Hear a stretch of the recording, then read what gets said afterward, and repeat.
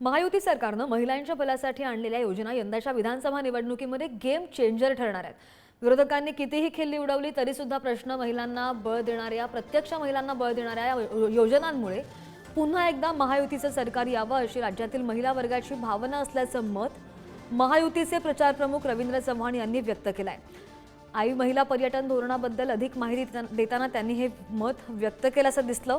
50% अधिक महिलांचा सहभाग असणाऱ्या पर्यटन व्यवसायांना 15 लाख रुपयांची आर्थिक मदत देण्याचं काम महायुती सरकारनं केल्याची माहिती सुद्धा चव्हाण यांनी दिली आहे।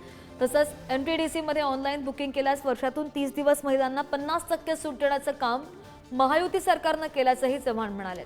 महिलांच्या हाती पैसा यावा आणि त्यांना तो मोकळेपणाने खर्च करता यावा या उद्देशाने आखलेल्या या योजना महायुतीच्या विजयाचं कारण ठरतील असं मत सुद्धा चव्हाण यांनी व्यक्त केलंय।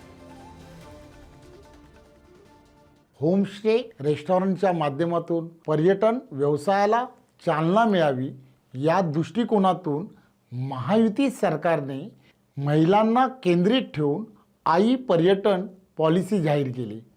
काय आहे ही पॉलिसी? ज्या पर्यटन व्यवसायामध्ये महिलांचा 50% सहभाग आहे अशा सर्व व्यवसायांना आणि त्या उद्योगांना 15 लाख रुपयाचं आर्थिक सहाय्य महायुती सरकारने द्यायला सुरुवात केली आहे।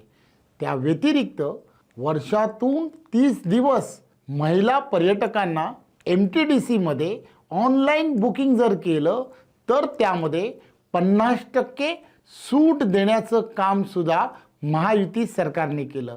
महायुती सरकार हे महिलांना विशेष प्राधान्य देत आहे।